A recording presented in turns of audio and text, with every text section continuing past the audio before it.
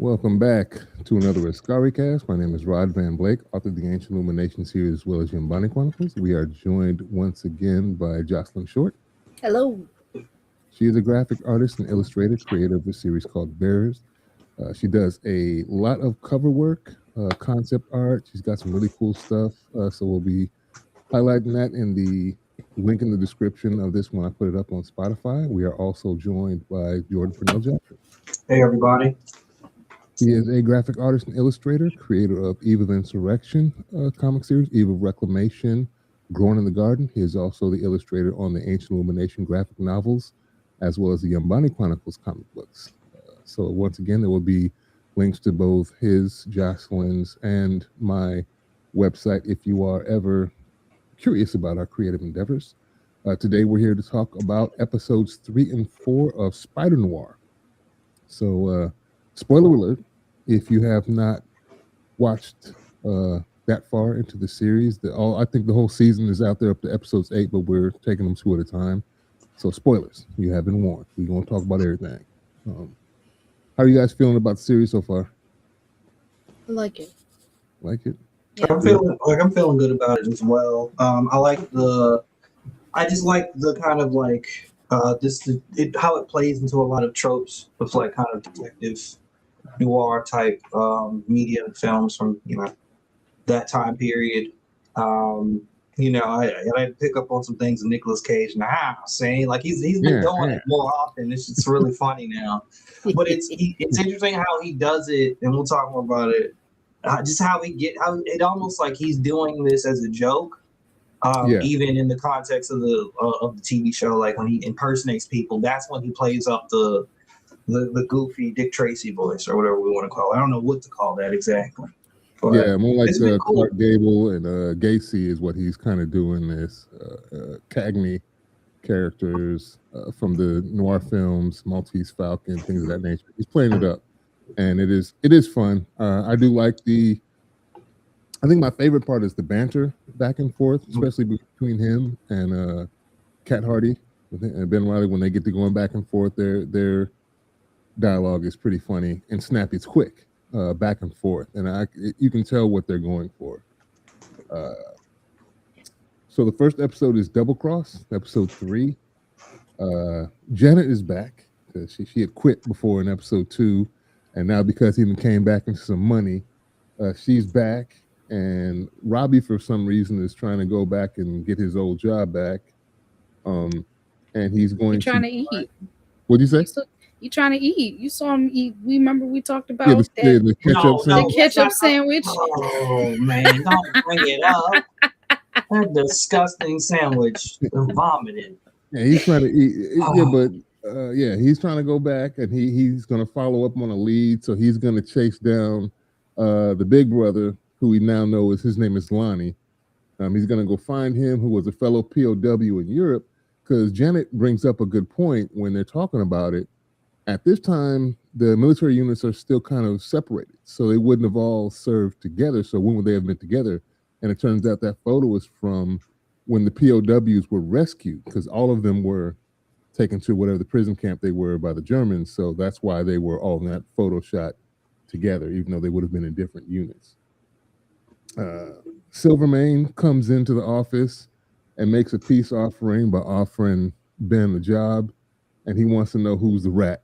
Somebody didn't tip the police off about his booze deal coming from the Canadians, and so he wants to know who ratted him out. So he's paying Ben, and then Ben notices, this is a key moment, he notices that the notes are marked when he spreads out the little, and that comes out later. And Ben then goes and fakes being a part of some union group to interview all the police that are in the hospital. So he has this, he's got a bunch of fake little, they're not badges, but they're like business cards. He's fumbling through all these little fake business cards and finds some benevolent group that makes up this story about how the nurses at the hospital helped him when he was wounded.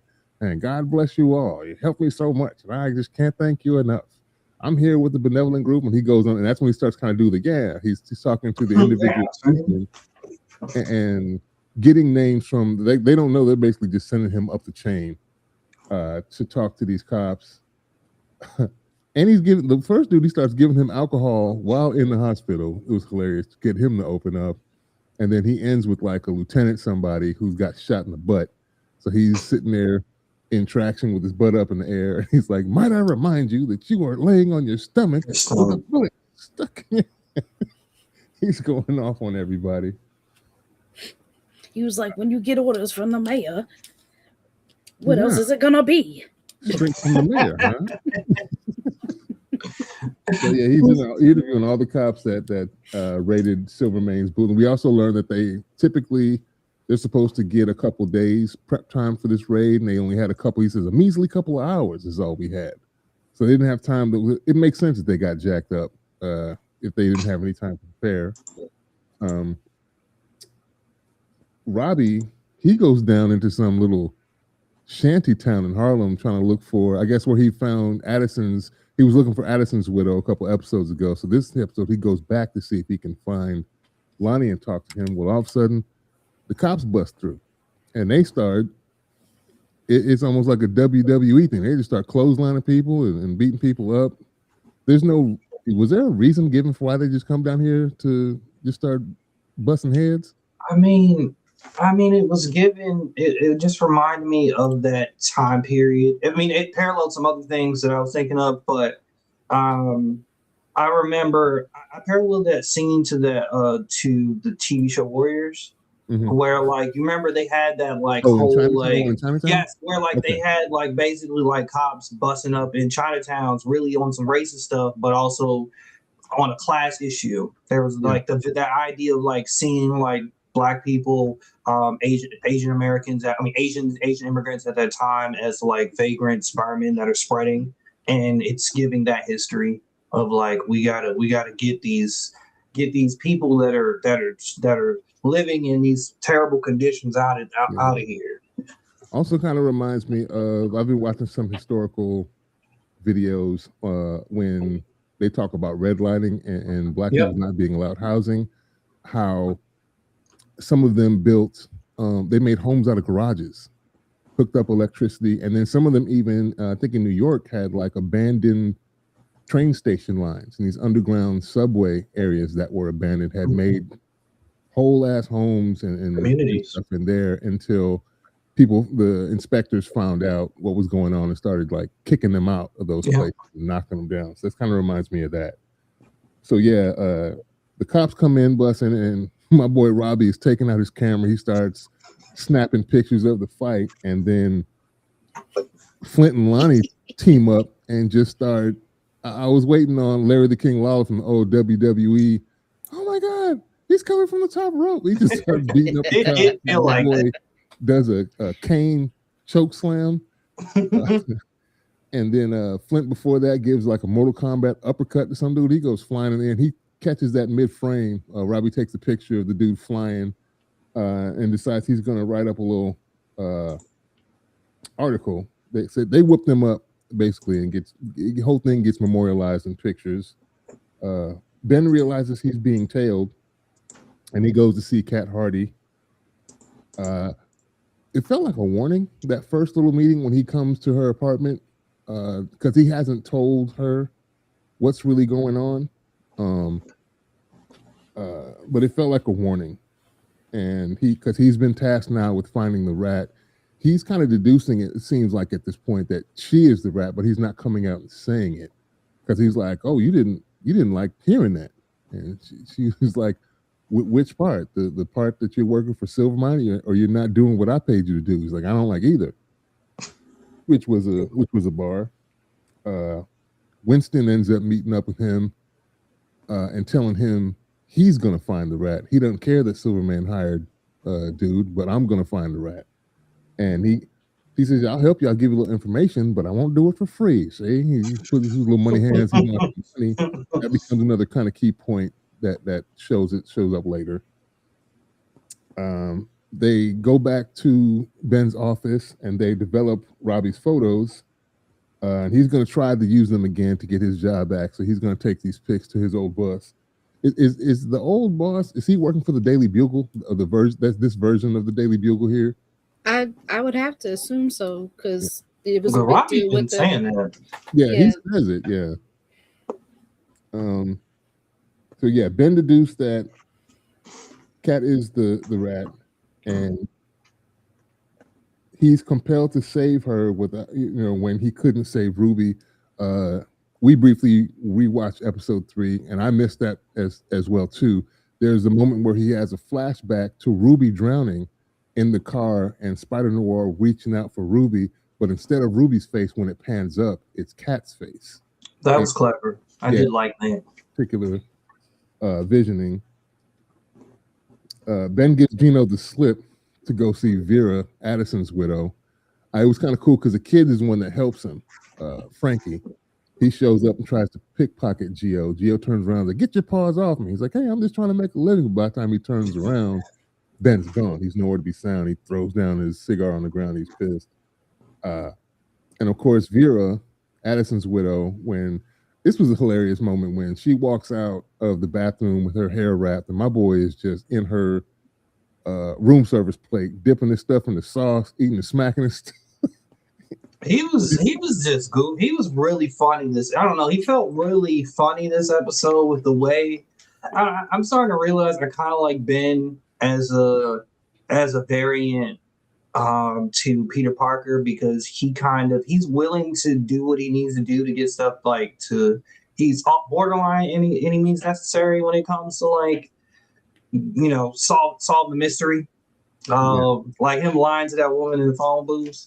Yeah, that was funny as hell. He's like, he has this ability to kind of take advantage of people, take advantage of these people when he needs to, and they're not good people, so it don't matter. Well, besides the lady, she was just trying to use a phone booth, but he was a little crummy right there. But it kind of it kind of serves as a better foil to like a Peter Parker, more kinder, gentler comedic character. Yeah. So he figures out that Cat is indeed the rat, and he also figures out that Vera knows she's the rat. Mm-hmm. So she basically presses him, says, "Oh, if you don't want me to snitch, I'll tell right now, unless you pay me $1,000." He's like, "I don't even know what that looks like." But then he's like, "Wait a minute, I'll get you the money. Don't you worry." He walks off. I couldn't understand why she was in the window packing. Like, who goes over directly to the window with the shades wide open to start packing up their bag to leave? Because we know that Gio and Winston are in the car, basically they've been following Ben the whole time. They look up and see her packing folded clothes into what's a suit. I'm like, that doesn't make any sense. But I guess for plot reasons, she's going to be doing this in the window so they could see what's going on. We know that she's going to get picked up. Then he has a meeting later on with Silvermane at his little new place that he set up at this grandiose hotel since his house has been burned down. And he basically won't out who he suspects until he has proof. At least that's what he's telling Silvermane. And then he sneakily, as they're leaving the balcony, you see him lace a little spider web on the lock so it doesn't fully lock. And so, okay, so we know he's going to go back there later on. And then we're back to Robbie. He's at the Daily Bugle with his boss, or his former boss, asking for his job back, shows him the photos. Of course, my boy likes the photos, likes the idea of another article about the superpower. He's like, hey, like the spider, huh? Somebody should have told him a depression was coming. And I like how Robbie kind of fakes laugh at that. His face goes really straight again. And his old boss he'll take the article. This is kind of dirty. He's like, but it's off the books. So what does that mean, off the book? It's like not official? It means he's an unpaid intern right now. Yeah. Oh, he ain't gonna get no money. That's dirty. He has to stuck with them ketchup sandwiches then. Okay. That's why when he asked him, he said, "Oh, do you want your door open or closed?" When he was leaving. Yeah. And he was like, "Oh, I want it closed." He left it open because he was basically like, "Man, F you." Yeah.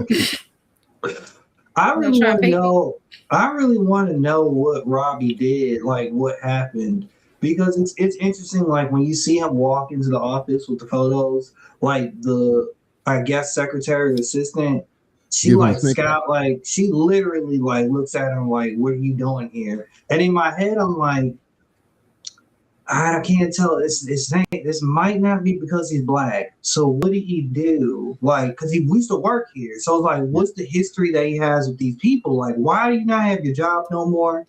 I wonder. I want to know what happened. I wonder if it's just because, I mean, it probably could be or might be more than this, but I wonder if at least a part of it is just because, he was able to get footage of Spider Noir, and then Spider Noir decided to dip out. He didn't want to do it no more. And so the footage became worthless because he's not fighting crime no more. I think you're spot on. I think, and that's why Robbie is so intent on having the Spider come back. He's like, you was my end. You was my golden, you was my cash cow. I was writing these articles and you was giving me the pictures of what was going down, or at least probably letting him know where it was going down each spot so he could be in the right place at the right time to take pictures. And then that cachet left when Spider Noir decided to retire. So the boss cost the paper money, Yeah. So. Well, I when y'all explain like that, like I understand that, like I understand the boss's reaction to him. Like he only sees his value because of Spider Noir. But it's like, but when the other employees look at this dude like it's crazy, I believe there's something more personal there. So I'm like, I'm trying to figure out like, okay, there has to be more to this. But so I'm like, it could be jealousy. At his height, when he was getting all the headlines for Spider Noir, he was probably getting, front page treatment the entire time. And then that dribbled out, and then everybody was like, yeah, see? Because she was talking greasy to him in the first episode when he was trying to call, and she wouldn't even put him through. Right. He kept calling. You know what? It could be just simple as like he's getting on my date. He keep calling the job. Why? Yeah, it could be just that simple. He's been pestering us to get the job. He's persistent, and they just don't like persistent. Yeah. This next part was super funny because Frankie, he basically coaches Frankie on how to act like him in the window. And I think he even names Cagney, and when he's just like, "You're cool. Put the hat on, do this, and you'll be cool." And he's like basically running interference so that the Spider can infiltrate Silvermane's place, and he's nearly caught because of the wind and the door not being locked. It's pretty good. I like this whole scenario was cool. Him sneaking in and turning the light on his little spider goggles and turn them off, turn them on, and going. And then he uses like his spidey sense to crack the lock. Is what it made it look like. There was something going on. He was using it. Yeah, and he's using the spiderness to know when the right tumbler would come up to click the next part of the combination.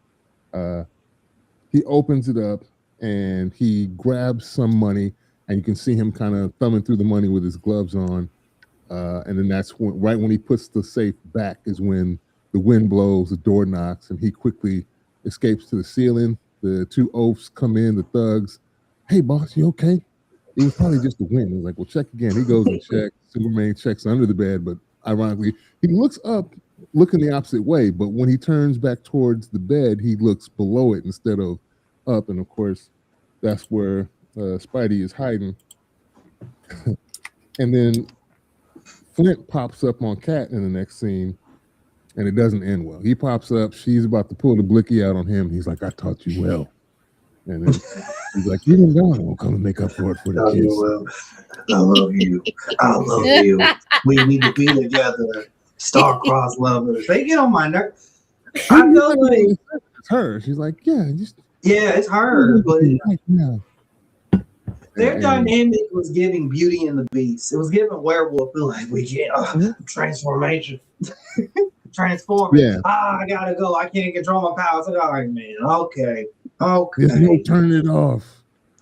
Yeah, he starts turning the sand when he presses back of the body. It seemed to me, I was still watching it in black. I may watch it again in color to see, but it seemed like at first the little things on his hand mimicked the pattern in her dress, and then when he pulled away, it went to sand. But at first it looked like, but that may be just because it was in black and white. When I look at it in color, it may be different. It might be the color of sand and not whatever her color her dress is. But yeah, it didn't end well. He was like, I was a fool to think I could have this life and I could be with you. Fairy tale, fantasy. And he just beating up walls. He was beating up walls. Why are you hitting the wall? what did the wall do to you, bro? Like, what are you doing this for, bro? She don't care that you saying, man. She still love you. What you? Yeah, she was trying to be there. He said you don't know that. He said you don't know that. You don't know that. You don't know that, yeah. So Frankie's ruse worked all the way into the morning because the next day, the Geo passes, I guess, the shift to some other thug and is like, yeah, he's been in there all night, and they switch places. Robbie's story is blowing up, but the paper changed it. He decides to take a train down to Harlem, and he's gonna look for Lonnie again after what happened with the shantytown. Ben pays Vera with Silvermane's money that he snuck from his house the night before, and of course, we see after he leaves her apartment that they're going to go pick Vera up with the money in hand. So that story's not going to end well. And right after he leaves there, he gets picked up by the mayor's thugs. I thought there was two other Silverman. He's like, the mayor, somebody wants to talk to you. It's the mayor. So he goes to talk to the mayor, and the mayor wants him to get in touch with the Spider. He's like, oh, that guy, I thought he died 5 years ago. Winston picks up Vera, and then he calls Kat to tell her to wait. And of course, she don't wait for Ben, but Frankie tips him off later on that she's headed to Penn Station. So he steals a taxi cab to go down and follow her at the train station. Winston and Dina and Geo show up thinking they found the rat, and they take them out to some dark place in the woods. Silvermane's there, and Winston giving his story about who the rat is, and everybody's talking about that. And he's like, you got any proof? He's like, yeah, show him. And then Vera pops up with the money, hands it over to Silvermane. Silvermane starts counting it. And he's kind of looking at Winston sideways, and Winston's smiling like, I done did it, boy. I done cracked the code. I got him. And we done dug your grave. Until Silvermane's like, Winston, where do you get your money from? He's like, I get it from you. He's like, all right. Did you know that I mark all of my bills for every sorry sap on the payroll? And then he shows him the money, and it's his mark. It's like, that's impossible. And then the funny thing is, Geo flashes back to when Ben asks him for money because he says, I'll give you information on what I find, but I won't do it for free. But you know you didn't give that man $1,000. Like, even if that's your story, it's like one or two, whatever he gave him, it wasn't the same amount of money that he took from the safe the night before. It was a smaller amount. Mm-hmm. So that's true. I don't think that would have covered you, even if you flash back to that point. My boy gets popped because it was his money. And then they kind of give us kind of a cliffhanger because he asked Ben, how good are you with a shovel? And he's like, why? Because we're going to need another grave. And then there's a gunshot, and then it goes credits. And so we're left thinking, like, did he shoot Kat? Yeah, who did he shoot? Who did he kill? Who got him? Yeah. That was the question. I enjoyed this episode because I enjoyed this episode a lot, just with Ben's kind of like misdirect, like he's constantly kind of misdirecting people. Yeah. Even the way he kind of initially misdirects Silvermane when Silvermane is aware that he knows something, but he's just, I don't have the proof yet. Yeah. Which was true, but he knew it was Kat. He clearly has feelings for her. He's going to protect her anyway. Yeah. And he used his own logic against him. Because people can lie. Money tells the truth. They use it again. He did say that. Nice. And that was a cool way to put that. That was cool how he how he used that against him with planting the money. So I thought it was very. I now want to see Spider-Man if he was a bank robber. That's what I wanted to see. I was like, this would be a nice alternate. I like that because, like, with him even hacking the safe, like hacking into the safe, picking the lock, and using spider sense was just awesome. I was like, that's cool. And then him clicking on the light. I'm like, do you? I'm like, I think he needs it. He doesn't have night vision, but I was like, this is just it's also visually nice to look at in black and white, where he kind of literally disappears into the darkness. So it was really dope. Jocelyn? No, I enjoyed this episode. When he got smoked at the end. I like I liked how that all went down. Um, yeah, I don't have like super detailed notes per se. I enjoyed like the progress of intrigue. Yeah, I liked it too. It was cleverly done, and it's sticking to. This is one of those shows where some shows you're like, what is this trying to be? Mm-hmm. You don't have that issue with this show. Yeah, it's a true like noir superhero mashup. Time wanna know within the 30s. What'd you say? Wanna know. That's the kind of shows that wanna know. Okay. So yeah, it's doing what it's supposed to do. I enjoy it. I'm along for the ride, and so far it's been pretty cool. Episode 4, A Mistake I'll Never Make Again is the title of that episode, and it opens with Kat singing at the alcove, so we know that she's not the one who got it. Somebody else died, and we know it wasn't Spider Noir because that'd be the end of the season. And Silvermane is talking to Ben, trying to compliment him. I think this is funny because he's my boy. I don't know whether he's mesmerized with Kat the entire time, but he ain't paying attention to nothing. Silvermane is just talking, and my boy is just daydreaming. Whatever he's doing, he is not fun. And he notices. He's like, "I'm trying to give you a compliment, trying to say something nice to you." And we find out that Geo is the one that got the other grave, which makes sense because I think that was Winston's right-hand man, right? Yeah. Get him all out of here. If Winston had to go, then I guess Geo had to go too because you must have been in cahoots with him.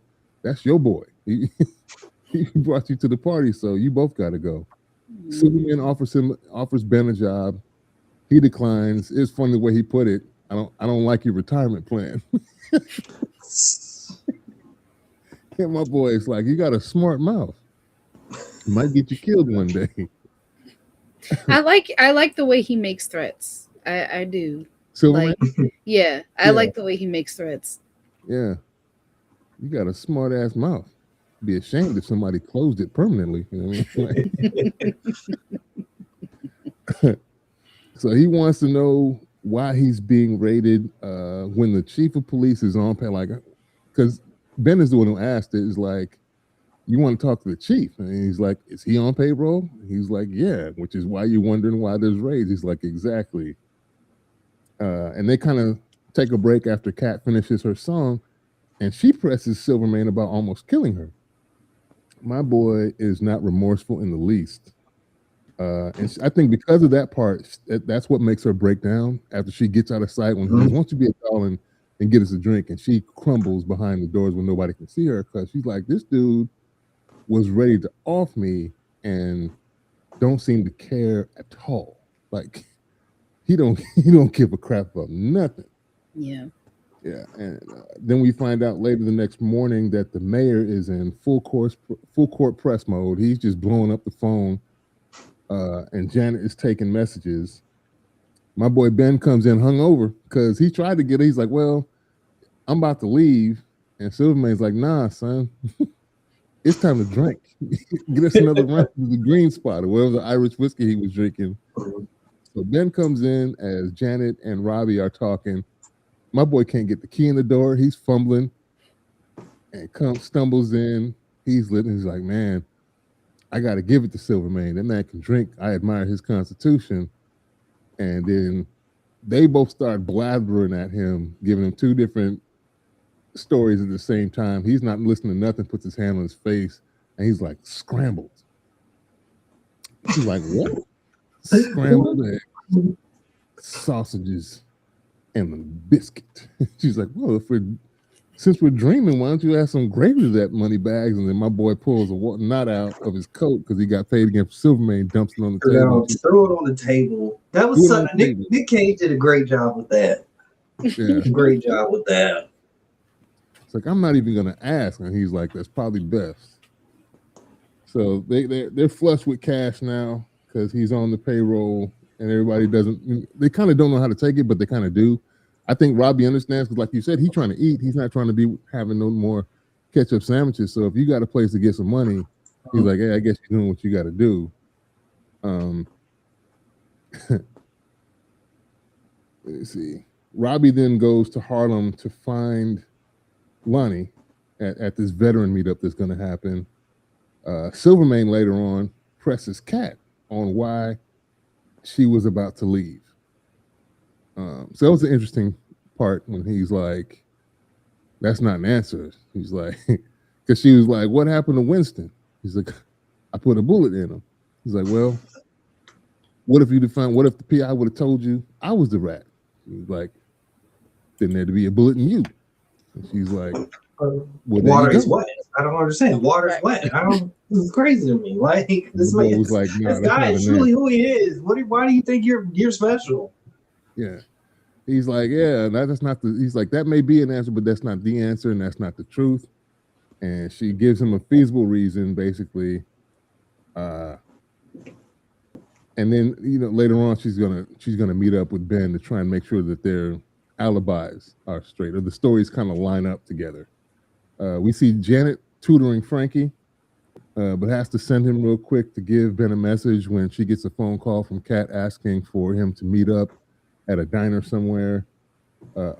This was a hilarious part. Ben watching movies by himself, saying the lines and gesticulating. Like, I think that was a common thing back in the day, especially back in them days. They just knew all the lines. I mean, people still do it now. I just really think this is more of a thing to do when you're solo. Because it'd be kind of annoying if you're right next to somebody and they're not. Oh, you're both doing it? And he's saying the movie line for line. He even had like the sandwich or something up to an ear like it was his phone. He was acting out. It was hilarious. Oh God, Nick Cage. Oh, Nick Cage. Yeah, this is pure Nick Cage. This is almost Gone in 60 Seconds where he does a little gesticulating, and this is all him right there. Then finally he gets like a chance to rest, and then just when he's like laying down, he did a weird thing when he got down in the chair too, where he had to kind of get himself set to get down in the chair, and right when he finally got good and ready to lay down on the chair, there's a knock at the door, and it's Frankie. This was funny too. Frankie basically tells him to tighten up.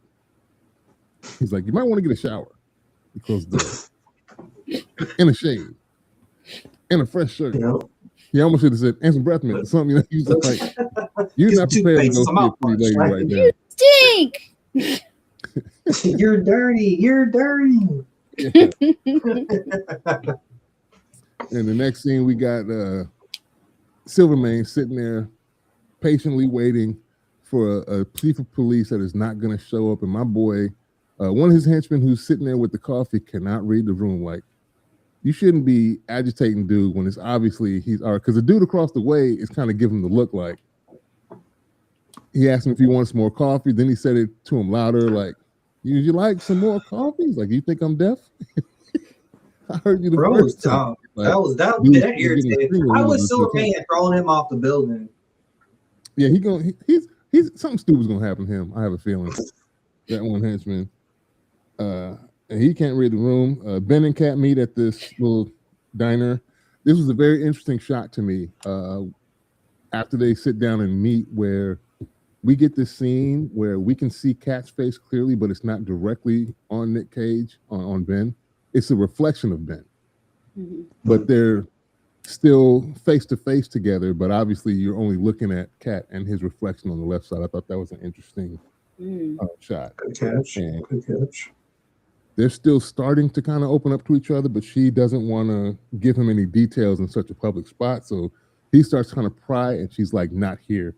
And they get up and leave. And Robbie stakes out the black vet spot in Harlem where they go to get these free meals for vets. And was that dude a shoe shine? What that was sitting on the steps? When I looked, I was looking at his jacket. I was looking at kind of his jacket being all torn up, and it kind of reminded me of that Dust Bowl of Air. And I couldn't tell it. Was he also a vet, or was he just was he a shoe shot? Was he just, a shoe shot guy? I don't know. Just there on the stoop. He was there. I watch him every day and then telling stories. That's it. He was just there to tell stories. I think he was just there to glean information and tell stories. He might have been a shoe shine because there was a little container or something. Because he was selling cigarettes too. Because he bought 2 cigarettes from him. Loose ones. Yeah, so some Lucy's. He's found him a couple Lucy's in Harlem. Kat and Ben meet up at her old theater, which we also saw previous episode was the same spot where Lonnie and Flint meet up. After Flint has that little breakdown with him and Spider Noir's first fight, he ends up meeting Lonnie at this old theater where he's laying down. He walks in, they talk. So that's a spot for all of them, I guess, because that's where Kat was discovered by Silvermane. She was singing for pennies, but she was enjoying it supposedly, and he took her and gave her so much money. She was explaining that. And Flint walks in at the end of their conversation. He gets pissed off when he hears him say freaks when he's talking about Spider, but he's like, well, if he's calling the Spider a freak, I got powers now. I'm a freak, and everybody with powers are freaks. So he gets pissed off and runs out. And that basically seems to force him to go right back to Silvermane into his employ. He's not going to be on the run anymore. He's just loyal for him because he feels like Kat has now betrayed him. I guess that was their spot. So yeah, he's down for anything. Let me see what else happens. Robbie, gets info from Lonnie despite the article because Lonnie was ready to light him up. He's like, "Hey man, I didn't write that. They changed some stuff. They did him dirty. Yeah, I'm gonna make it right if we can help." And he gives him a name of a doctor. I don't know if he ever followed. He's probably gonna follow up later with this other person that Lonnie gives him. But he ends up kind of taking Lonnie in, and somehow they end up back at Ben's office. And he's still not trusting Robbie, but I don't know how Janet knew cards was going to do it, but she just arbitrarily took cards. She pulled out the card. Like, you're a Harlem. Did she ask him, aren't you a Harlem boy? She asked him where he was from, and then pulled out the cards. I'm like, he from round the way. Let's see what he knows with his card. Let's pull the card out. See what happens. I respected it. I was like, she was like, all right, well, he doesn't want to talk. Let's play a game. I think that was her way in without being as direct. I like that. It was fun. Robbie's just asking questions rapid fire. Mm-hmm. Where you from? Who your people? How long you been there? He's like, man, I'm not sure I want to tell you nothing. Kat and Ben open up to each other after because they're going to go back to the alcove, and then old boy starts the taxi cab driver starts talking about Spider Noir and the freaks and all, the powered people. And he's like, hey, can we just get a ride? Can you be quiet? I asked my Uber to be quiet. I said no noise in conversation. And then changes his mind. Hey, can we go back downtown? He changes their mind and he goes back to his apartment. They open up to each other when a call comes through about powered individuals hitting the Diamond District. And Kat assumes that it's Flint. And so she's like, that could be him. We need to go. And Ben's like, nah, you can go. And then finally she's like, you are a coward. And she runs off to the Diamond District. Flint, when he goes to talk to Silvermane, as this is about to happen, is surprised. You can see the surprise on his face when he hears that Winston was the rat. And I think that's because he already knows the truth from hearing the tail end of her conversation with Ben at the theater that she's a rat. And he and Silvermane are planning to go confront the mayor and the chief of police. They're at some dinner somewhere. So the Spider goes to confront who I'm calling Electro, because I don't know if we have a name, but dude has the powers of electricity, so I'm thinking he's Electro. Yeah. Probably really wants to talk. He doesn't necessarily want to fight. Electro's not having it. He starts whooping up on Spider Noir. He even goes to the grid and starts snatching electricity out of there. And I'm really juiced up. Hey, me and the Spider going to toe on 6 there. Scree. Yeah. He was struggling. But we see that he only wanted her to leave so that he could leave as Spider Noir and not as Ben Reilly. She watches the fight, and I think from that moment when she sees what's going on, she kind of deduces then that he was the Spider. Because she walks off mid-fight. We see the couple from the earlier episode that he broke into his old apartment to to get his suit because he's like, hey, I think he still got it. And the wife was like, that's what I told you that. So yeah, they fight. It was an interesting fight. It was a cool scene between him and Electro. He eventually, I don't know, he kind of just tired him out, took away his ability to pull from the grid, tires him out. The cops come in and get him, Electro, that is, after he whoops him. Barely, because he was kind of getting monkey stomped. Them hits weren't landing. It was electricity. Initially, dude couldn't hit him, just get zapped. Yeah, he was getting. Oh, manholes at him? Yeah, he was getting fired on the whole time. He hit dropped him with those stop signs. beads on him. He was getting whooped up the whole time. I was like, I don't know how Spider can get out of this. Wears him down, and then he takes himself back to the apartment. Of course, Kat shows up, and immediately, it was kind of strange, but I saw what was coming. She immediately goes to the window, opens the window, but nobody was smoking. Because I remember she did that before with Silverman when he lit up a cigar or something. She opened the window and he turned back around and closed it on her. She sits in the window ledge, and then she's kind of sitting there, and then he plays dumb, and she jumps out the window backwards. No, the funny thing is, like, well, what if she was wrong? She would have hit her head like Gwen Stacy. This would have been Gwen Stacy all over again. But of course, he couldn't let her die. He uses his web slinging to snatch her back up and slowly reels her up into the window. And she's like, nice to meet you, Spider. And then they kiss. They cut to the credits right there. So what do you guys think about this episode? He got reeled in. Yeah, he did. Yeah. I mean, so I think there are points where, like, I'm not really feeling the relationship between Kat and Ben. Like, I don't know. I feel like it's a little too fast, kind of. This is moving way too fast, especially after the last episode. Literally, the prior episode, she's like telling Flynn that I love him, or I love you, and then quickly in this next episode, you're like willing to risk your life for this other man. It's actually making me kind of ask a lot of questions about her character. Like, she kind of is like moving between all these men, and it doesn't really. At points, it doesn't really feel like she is, like, in my opinion, having, like, power. Like, there's no, like, it's just like she's kind of a slave to the story in a way, in these different, like, relationships and orbits within this man, within the men in the show. But I didn't think it was, being that she was clearly in love with Flint, to then be like, I'm falling out a window and now now we're making out, and I'm like, it doesn't feel realistic, but it leans into the tropes of what's within the genre. I mean, I'm just like, meh. I am interested in her arc just because it's like, all right, well, you know, we obviously know that she's afraid of Stillman. Is that his name? Silverman. Yeah. Silverman. Yes, we know she's afraid of him. Yes. And we know she essentially wants to get away from him and hopefully maybe eventually get out of this life. Yeah. So it could be true that she is, you know, in love with both of these men, or it could just be that she's playing both of them just to try and find out what's the best way for her to get out safely.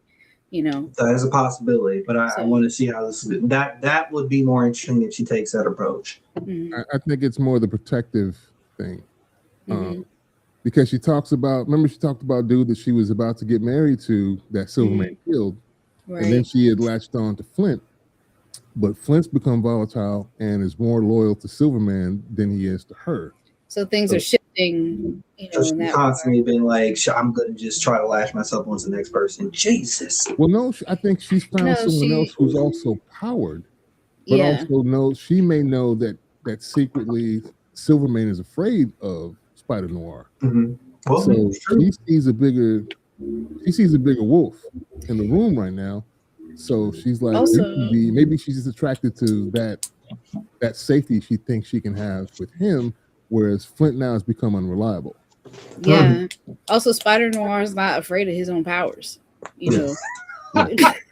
Can't turn it off.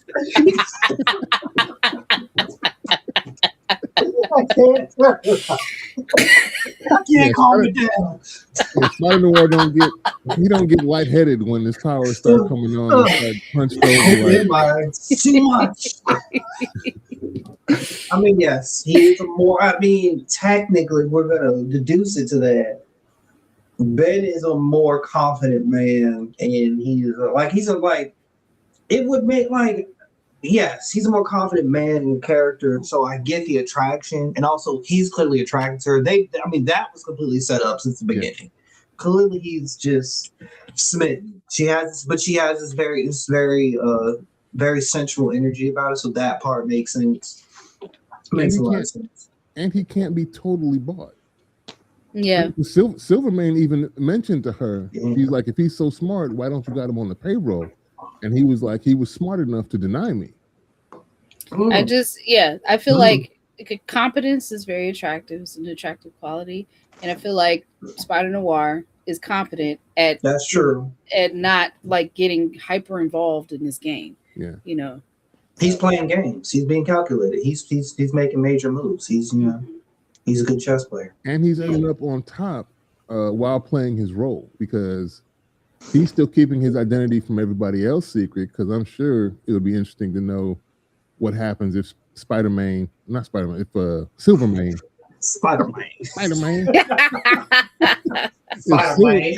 Silvermane finds out the two are one and the same person. Because, he's already been threatened by Spider Noir telling him to leave Riley alone. He comes and hires Riley directly after that. So he knows there's some connection between the two, but he hasn't, for whatever reason, put two and two together. Yeah, Kat did it, in my opinion, I love how Kat did it. She just got straight to the point and fell out the window. I was like, that's how you get them. Yeah. That's how you get them, reveal your identity. That's how you get reveal your powers if I jump. Yeah. Yeah, like, watch this. Oh, that part made sense. Yeah. The electro fight scene was kind of cool though. Like that was cool. It was funny. It was funny watching the Spider kind of like get beat up a little bit, but then make his comeback. Yeah. Him swinging through the city is always very interesting. It has this awkwardness to it due to his age. But I like that. Like it's a little clunky, but I love those like little nuances. Maybe he's still out of practice. Yeah, Kat said, "What happened to your face?" I walked into a door. How many times? Oh my goodness. Because she bear witness to old boy just getting molly. I like how everybody just in the middle of the street watching these two go at it. No one's trying to jump in. No one's trying to why would you? Why would you? Why? Everybody's broke and tired. Let's get some excitement. It's the depression. Yeah. And then Robbie over there taking pictures. Of course he is. He's like, I'm gonna get these money shots. Look at this. I still got a job that's though. Hilarious too, with the mayor at the end. Oh yeah.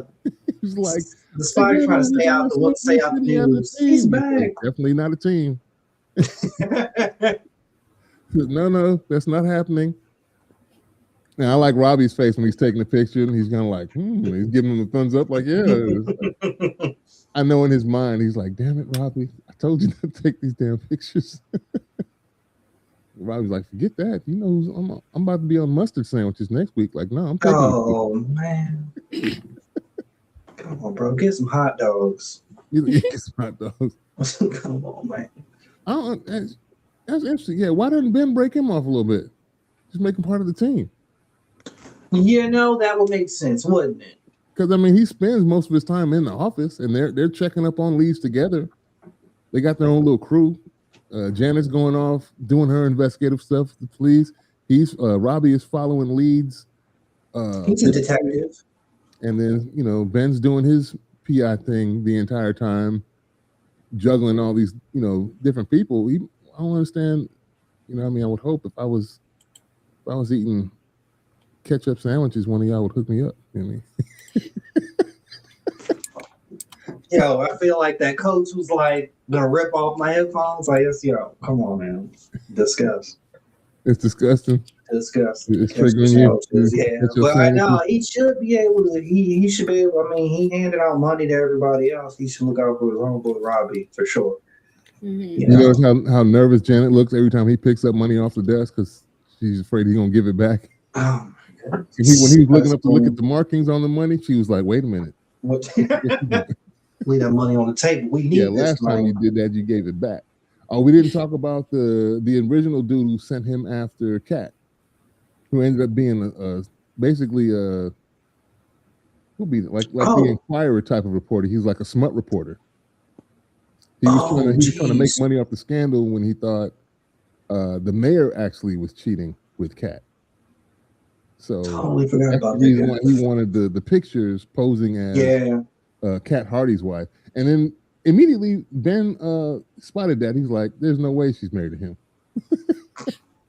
Like off top, he's this like, ain't adding up. He even showed the picture. You remember when he showed the picture to Janet? He was like, he didn't say nothing, but like, he's like, "Look at this." Oh yeah, in the first episode. He was like, "Really? You think this dude's married to her?" Like, nah. That's why he's like, "Are you an especially intelligent or charismatic person? Are you rich? Are you?" That's her superpower. I low-key would like. It would be nice if she. I don't know. I would like her to have a superpower, just because like she's connected to all the superpower people, and we still have to get the answer of like, all right, what about this POW camp and people having superpowers? I'm like, I feel like we're gonna. I'm kind of excited because I haven't seen the next 2 episodes. Neither have I. So I'm like, I feel like we're gonna get some answers. Like we're gonna get some answers. Yeah, we should get some answers. But, man, I appreciate you guys taking the time out of your day to chop it up with me about these things. We've had one lurker that I see a little eyeball logo up here that someone's watching while we were live. I appreciate you, whoever you are. We didn't get any comments, but I appreciate you taking the time out of your day to listen to us chop it up about these things. I'm not sure we will be here next week because I'm going to Heroes Con in North Carolina. I believe Jordan is also leaving somewhere. So it'll be sometime after Juneteenth. When we come back, we will discuss episodes 5 and 6. And then after that, we only got 2 more episodes to talk about. Like I said, there will be links in the description of this episode to all of our personal websites if you are at all interested in any of our creative endeavors when we put it up on Spotify. Once again, thank you for taking the time out of your day, and we will holler at y'all next time. Peace. See y'all.